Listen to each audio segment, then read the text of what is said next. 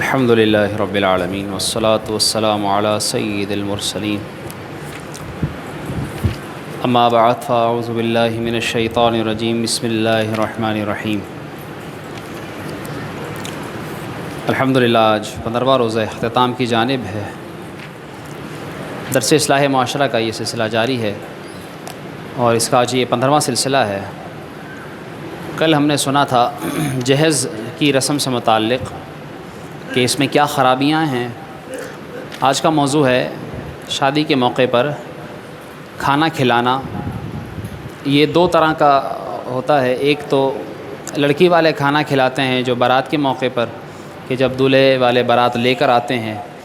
اور وہ لڑکی والے جو ہے وہ حال کا اہتمام کرتے ہیں اور وہاں آنے والے باراتیوں کو وہ کھانا کھلاتے ہیں۔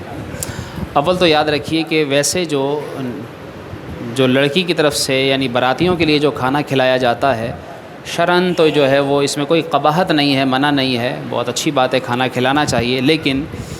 جو دراصل شادی کا حصہ ہے جو کھانا، اب تو یہ بارات کا کھانا بنا دیا گیا ہے حصہ، ورنہ یہ شادی کا کھانا یہ شادی کا حصہ ہے نہیں، بلکہ اصل تو جو ہے وہ ہے ولیمہ، اور ولیمہ کرتے ہیں لڑکے والے۔ تو جو سنت ہے وہ ہے لڑکے کی طرف سے ولیمہ کرنا، لیکن جو لڑکی والوں کی طرف سے پورے محلے یا گاؤں یا پوری برادری کی دعوت کا جو رواج نکل گیا ہے، یہ بلا وجہ کا تکلف اور اسراف ہے۔ دور دراز سے آئے ہوئے مہمانوں کے لیے کھانا تیار کرنا اکرام ضیف یعنی مہمان نوازی میں آتا ہے، مگر آس پڑوس، دوست احباب اور اسی گلی محلے اور شہر کے لوگ محض کھانے کے لیے بلائے جائیں اور انہیں لڑکی والوں کی طرف سے نہایت پر تکلف کھانا کھلایا جائے، اس کی کوئی نظیر مسلم ثقافت میں نہیں ملتی۔ اور جو انداز آج کل کی شادیوں میں کھانا کھلانے اور کھانے کا ہے، اس کی تو شاید جو ہے وہ انسانی ثقافت میں کوئی مثال نہ ہو۔ یعنی اول تو یہ یاد رکھیے کہ لڑکی والوں کی طرف سے کھانا یہ ایک اچھی بات ہے، یعنی ان کا کھانا کھلانا، لیکن چونکہ اب یہ بھی ایک حصہ بن چکا ہے تو اب کتنے لڑکیاں گھروں میں اس لیے بھی بیٹھی ہوئی ہیں کہ ان کے ماں باپ کے پاس اتنے پیسے نہیں ہوتے کہ وہ ہال بک کریں اور آنے والے براتیوں کے لیے، کیونکہ پہلے سے جو ہے وہ تعداد بتا دی جاتی ہے کہ جی ہم 1000 باراتی لے کر آئیں گے، 500 باراتی لے کر آئیں گے، 200 باراتی لے کر آئیں گے، تو اتنے سارے براتیوں کو کھانا کھلانے کا تکلف بھی لڑکی کے والدین کو کرنا پڑتا ہے۔ اور چونکہ پھر ڈیمانڈ بھی ہوتی ہے کہ جی ہمارے رشتہ دار آئیں گے تو کھانا ذرا اچھا ہونا چاہیے تاکہ جو ہے وہ ہمارے خاندان والے باتیں نہ بنائیں، تو یوں کر کے اس لڑکی والوں کو بیچاروں کو بسا اوقات چونکہ ان کی استطاعت حیثیت نہیں ہوتی، یہ بات میں انہی کی کر رہا ہوں کہ جو بتکلف یہ سب انتظام کرتے ہیں، ورنہ جن کو اللہ نے نوازا ہے وہ تو ٹھیک ہے جتنا مرضی کریں، یہ بات انہی کی ہو رہی ہے کہ جن کو تکلفاً کرنا پڑتا ہے۔ بسا اوقات لوگ قرضے لے لے کر اپنی بیٹیوں کی شادیاں کرتے ہیں، قرضے لے کر یا مانگ کر شادیاں کرتے ہیں۔ اگر ہم دیکھیں، غور کریں، نکاح کی رسم میں اول یعنی اگرچہ ایسا ہو نہیں سکتا اور میں نہ کہ یہ کہتا ہوں کہ ایسا کیا جائے، لیکن میں ایک حقیقت آپ کے سامنے رکھنا چاہتا ہوں تاکہ اس حقیقت کے تناظر میں ہم اپنے اخراجات ہونے والی شادیوں پر جو اسراف ہے اس کا تو کم سے کم جائزہ لیں۔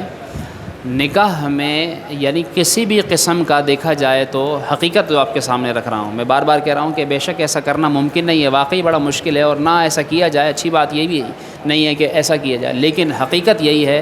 کہ نکاح میں صرف ایک خرچہ ہے، اور وہ خرچ ہے صرف اور صرف لڑکی کا مہر،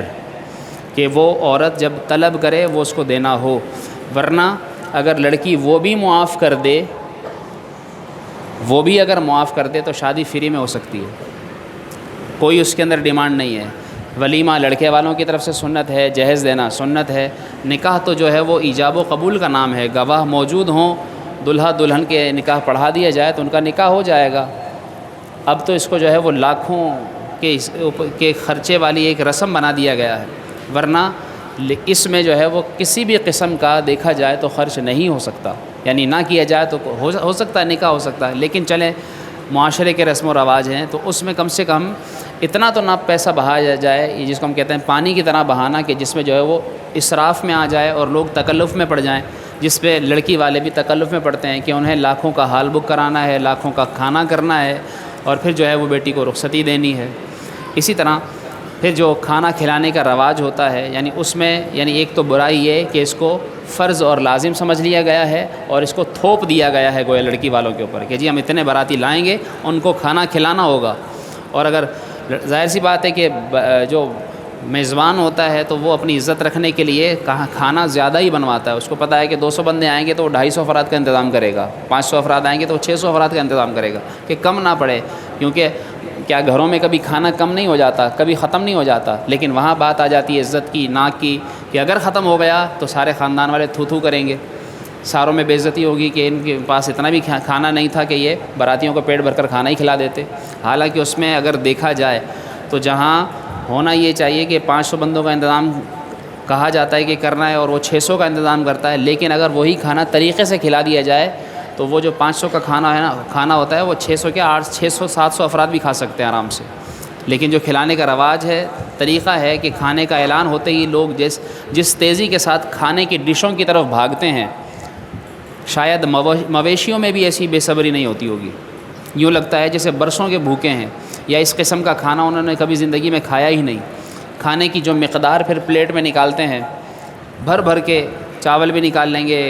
سالن بھی نکال لیں گے، سلاد بھی ساری سوچیں گے بس میں لے لوں، میٹھا بھی پہلے بھر لیں گے، ٹھیک ہے، اور جتنی ڈشیں ہوں گی سب کی ایک ایک پلیٹ اپنے پاس بھر کر اپنا ٹیبل پورا بھر لیں گے، اور یہ سمجھتے ہیں کہ بس اب دوبارہ ملے گا ہی نہیں۔ اور یوں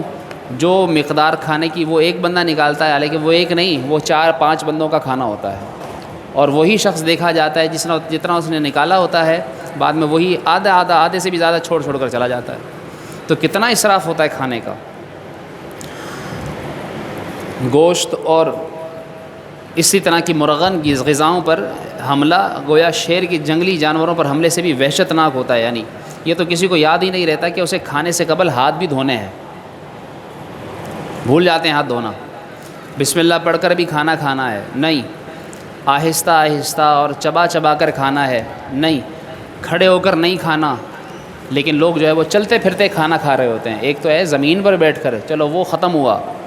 پھر کرسیوں پر بٹھا کر کھانا کھلایا جاتا تھا، اب وہ بھی آہستہ آہستہ ختم ہو رہا ہے۔ اب ٹیبل کے ارد گرد بوفے سسٹم کر دیا جاتا ہے تو لوگ کھڑے ہو کر کھانا کھاتے ہیں، کھڑے ہو کر کیا، اب پلیٹیں ہاتھ میں اٹھائی ہوئی ہوتی ہیں اور چلتے پھرتے کھانا کھا رہے ہوتے ہیں۔ پھر کھانے کے بعد ہاتھ دھونے ہیں، یہ بھی نہیں، یوں محسوس ہوتا ہے جیسے کوئی کلمہ گو اس دعوت میں نہیں، سب کسی حیوانی معاشرے سے تعلق رکھتے ہیں۔ شادی کی اکثر تقاریب میں بمشکل 2-4 افراد ایسے ملتے ہیں جو صبر اور سکون کا مظاہرہ کرتے ہیں اور کھانے کے آداب کا خیال رکھتے ہیں۔ کھانے کے آداب ہمارے دین نے باقاعدہ بیان کیے ہیں، رسول اللہ صلی اللہ علیہ وسلم نے باقاعدہ کھانے کے طریقے بیان فرمائے ہیں۔ 3 انگلی سے کھانا سنت ہے، بیٹھ کر کھانا سنت ہے، چبا چبا کر کھانا سنت ہے، اپنے آگے اپنے سامنے سے کھانا سنت ہے۔ آپ صلی اللہ علیہ وسلم نے باقاعدہ کھانا سکھایا۔ حضرت انس رضی اللہ تعالیٰ عنہ فرماتے ہیں کہ جب میں آپ صلی اللہ علیہ وسلم کے ساتھ کھانے میں شریک تھا تو ایک برتن میں، ایک رکابی میں لوکی جو ہے وہ چند جگہوں پر موجود تھی، تو میں ادھر ادھر ہاتھ ڈال رہا تھا، تو آپ صلی اللہ علیہ وسلم نے فرمایا کہ ایک ہی قسم کا جب کھانا تھال میں ہو، برتن میں ہو، تو پھر اپنے آگے سے کھانا چاہیے۔ اور لوگ جو ہے وہ اسی طرح پورے تھال میں جو ہے وہ ہاتھ ڈالتے ہیں۔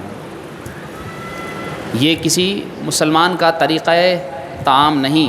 اس موقع پر چونکہ شیطانی کام ویسے ہی بخوبی ہو رہا ہوتا ہے، اس لیے ابلیس نے یہ بھی نہیں یاد دلاتا کہ بھئی اطمینان سے کھاؤ، اور اگر اطمینان سے نہیں کھائیں گے تو وہ یہ سوچیں گے آرام آرام سے کھائیں گے تو لوگ بولیں گے یار یہ کیا آرام آرام سے کھا رہا ہے۔ دعوت ولیمہ کی ترغیب حدیث شریف میں بھی دی گئی ہے، مگر اس کا وقت رخصتی اور میاں بیوی کے پہلے شرعی اجتماع کے بعد کا بتایا گیا ہے۔ یعنی ایک تو یہ کہ وہ ولیمہ کیا جائے یا جو برات کا کھانا ہو وہ کیا جائے، اس میں جتنی خرابیاں میں نے آپ کے سامنے ذکر کی، اور پھر جو ہے وہ یہ رواج نکل گیا ہے کہ اب مختلف کھانے بنائے جائیں گے، 2-4 ڈشوں سے کام نہیں چلتا، اب 6-8 ڈشیں۔ اور جو امیر گھرانے ہیں، ایسی شادیاں بھی ہم نے اٹینڈ کی جن میں 60 قسم کے کھانے تیار کروائے گئے۔ آپ اندازہ کیجئے، یعنی ان کے ہاں حساب کوئی نہیں کھانے کا، یعنی سوچنے کی بات ہے۔ پان سے لے کر اور نہ جانے کیا کیا، گوشت کی ساری قسمیں، تو اس میں مٹن بھی ہوگا، بیف بھی ہوگا، چکن بھی ہوگا، پھر اس کی مختلف طرح کی اس کی ڈشز بنائی جائیں گی۔ یعنی یہ دیکھیے کہ کتنا ہمارے معاشرے میں اسراف ہے۔ یعنی جہاں 1 لاکھ کا، 2 لاکھ کا، 3 لاکھ کا کھانا کھلا دیا جاتا ہے، وہاں کو یہ کہہ دے کہ 1 لاکھ روپے مسجد میں دے دینا، کھانا جو ہے 2 لاکھ کی جگہ 1 لاکھ کا کر لو۔ کون سا تم پر کھلانا فرض ہے؟ وہ سنت ہی تو ہے۔ ویسے کتنی سنتیں ہم چھوڑ دیتے ہیں یہی کہہ کر نا کہ سنت ہے نا، کیا کریں گے، سنت ہے، کوئی فرض تو نہیں ہے، تو یہ بھی تو سنت ہے، یہ بھی تو چھوڑ دیں، یہاں نہیں چھوڑیں گے۔ تو ہمیں اس میں اپنی اصلاح کی بہت زیادہ ضرورت ہے۔ یعنی انما الاعمال بالنیات، نیتوں پر اعمال کا دار و مدار ہے، انسان کی نیت جیسی جو ہے وہ ویسا اس کا عمل، ویسی اس کی مراد۔ بہرحال اول تو یہ کہ پھر ولیمہ بھی سنت کب ہے کہ جب رخصتی ہو چکے، دلہن گھر چلی جائے، اس کے بعد جو ہے وہ ولیمہ سنت ہے۔ آج کل جو ہے وہ کیا ہوتا ہے کہ رخصتی سے پہلے ہی، اور بعض لوگوں کے ہاں نکاح سے بھی پہلے جو ہے ولیمہ کا کھانا کھلا دیا جاتا ہے۔ ایسا بھی ہو رہا ہے کہ ابھی رخصتی نہیں گئی، بس نکاح ہوا ہے، ولیمہ پہلے ہی کر دیا۔ ولیمہ سنت ہی تب ہے جب دلہن کی رخصتی ہو چکے، جب وہ دولہے کے پاس چلی جائے، اس کے بعد جو ہے ولیمہ سنت ہے۔ پھر ولیمے کی دعوت ہو یا دوسری کوئی دعوت، ان دنوں پھر جو ایک رواج ہے کہ جی بریانی بنے گی، قورمہ بنے گا، حالانکہ حدیث شریف میں بکری کے گوشت کی ترغیب دلائی گئی ہے۔ بکری کا گوشت، ممکن ہے کہ مرغ عجمیوں اور بکری عربوں کے ہاں مرغوب ہو، بہرحال سنت جو ہے وہ آپ صلی اللہ علیہ وسلم نے اپنے نکاح کا بھی جو ولیمہ کیا وہ بکری کے گوشت سے کیا۔ حضرت انس بن مالک فرماتے ہیں نبی اکرم صلی اللہ علیہ وآلہ وسلم نے حضرت عبد الرحمن بن عوف کے کپڑوں پر یا جسم پر کچھ پیلا پیلا اثر دیکھا، جو شادی کے موقع پر کپڑوں پر اور بدن پر ملنے کا رواج ہوتا ہے، یعنی اپٹن کہہ لیجیے اس کو۔ تو آپ صلی اللہ علیہ وسلم نے ان سے پوچھا یہ کیا ہے؟ انہوں نے کہا کہ میں نے نکاح کیا ہے، میں نے شادی کی ہے۔ تو آپ نے فرمایا اللہ تمہیں مبارک کرے، ولیمے کی دعوت کرو اگرچہ ایک ہی بکری سے ہو۔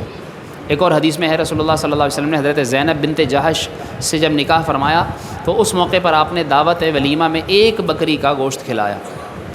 بار بار یہ عرض کر رہا ہوں کہ جس کو اللہ نے جتنا دیا ہے وہ کرے، لاکھوں میں کرے، کئی لاکھ میں کرے، لیکن وہ سوچ لے کہ اس کا اگر انداز تھوڑا سا وہ بدل لے تو شاید وہ اسراف سے بچ جائے، شاید جو ہے وہ اتنا پیسہ اس پر لگائے، اس کی جگہ کسی اور کام میں وہ کام لے لے، کسی غریب کی مدد کر دے۔ ایسے ہی شادی بیاہ کے موقع پر بسا اوقات غریب غربا بھی کھانے کے لیے آ جاتے ہیں، پھر وہاں پر جو ہے وہ اپنے باراتی کیسے ہی ہوں یا اپنے ولیمے کے مہمان کیسے ہی ہوں، ان کو کھلائیں گے، ان کے پاس جا جا کر ان کی ٹیبلز پر پوچھیں گے، اچھی بات ہے پوچھنا چاہیے، اور بھائی کوئی کسی کچھ چاہیے تو نہیں دے دوں اور لے لو اور کھا لو، ان کو کہیں گے۔ لیکن غریب کوئی آ جائے گا، حالانکہ پتہ ہے کہ کھانا بچنا ہے، اور وہ جو ہے وہ پھر دلہن والوں کے ساتھ بھیجا جائے گا، دولہے والوں کے ساتھ بھیجا جائے گا باقاعدہ اہتمام کے ساتھ باندھ کر، اور جو ہے وہ اپنے گھر لے جایا جائے گا۔ لیکن جو ہے وہ کسی غریب کو 2 4 6 8 10 15 20 غریب آ جائیں گے، اس سے زیادہ کہاں آئیں گے، ان کو جو ہے وہ کبھی کسی شادی میں کاش ایسا بھی ہو کہ ان کا بھی ایک ٹیبل لگا دیا جائے اور ان کو بھی بٹھا کر عزت سے کھلا دیا جائے، کوئی ایسا نہیں کرے گا۔ حالانکہ یہ بھی تو اچھی بات ہے، کھانا ہی کھلانا ہے نا، تو وہ ضروری تو فرض تو نہیں کہ رشتہ داروں کو ہی کھلایا جائے، کسی غریب کو بھی کھلایا جا سکتا ہے، تو یہ بھی تو ایک اچھا عمل کیا جائے۔ لیکن افسوس انہیں ڈانٹ ڈپٹ کر انہیں بھگا دیا جاتا ہے، اور قرآن کریم میں واضح اس بات کا ذکر کیا گیا وَأَمَّا السَّائِلَ فَلَا تَنْهَرْ، کہ جب مانگنے والا آئے تو اسے تم جھڑکو نہیں،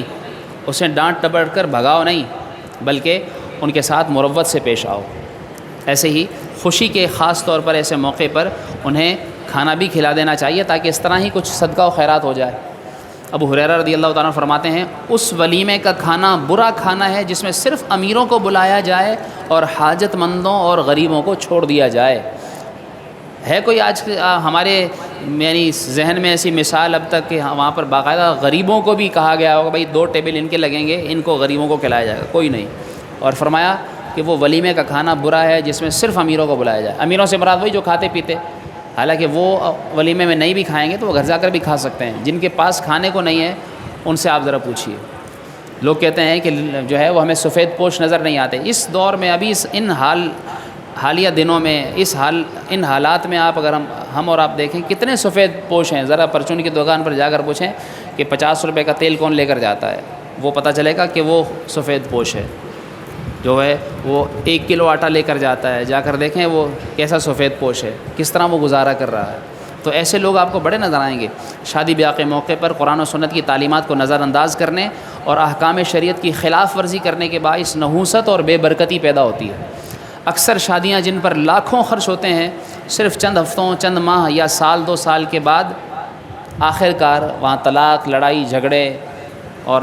فساد یہ سب شروع ہو جاتا ہے۔ رشتے ناطے طے کرتے وقت اور شادی بیاہ کی رسوم میں اس بات کی پرواہ نہ کریں کہ لوگ کیا کہیں گے، زمانہ کیا کہے گا، خاندان والے کیا کہیں گے، اس کی پرواہ کرنے کی بجائے یہ کہا جائے کہ اللہ رسول صلی اللہ علیہ وسلم کے کیا احکامات ہیں، یہ دیکھا جائے۔ تو ان شادیوں میں، ایسی شادیوں میں برکتیں بھی ہوں گی، اور وہی شادیاں حقیقی طور پر خانہ آبادیاں ہوں گی۔ کاش کہ ہم اس چیز کو بھی دیکھیں، اس چیز کو بھی سمجھیں۔ یہ کئی خرابیاں میں نے مختصراً ذکر کی، ان خرابیوں کا اچھی طریقے سے جائزہ لیجیے۔ پھر اسراف سب سے بڑھ کر، کہ اسراف کھانے میں جتنا ہوتا ہے، کھانے میں بھی، اور ابھی ویسے بھی ماہ رمضان ہے، ماہ رمضان میں بھی جتنا رزق اللہ ہمیں دیتا ہے اتنا ہی ہم اسراف کرتے ہیں۔ گھروں کے اندر دیکھیں کتنا کتنا بچتا ہے، کتنا کتنا بچتا ہے، کتنا کتنا خراب کھانا۔ یہ ڈسٹ بن تو اب رکھے ہوئے ہیں باہر، کوڑے دان، وہاں جا کر دیکھیے کھانا باقاعدہ ان میں پڑا ہوا ہوتا ہے۔ اللہ کریم ہم سب کو اپنی اصلاح کرنے کی توفیق عطا فرمائے، ہمیں سوچ سمجھ کر دینی احکام کے مطابق زندگی گزارنے اور اسراف سے بچتے ہوئے اللہ رسول کے احکامات کے مطابق زندگی بسر کرنے کی توفیق عطا فرمائے۔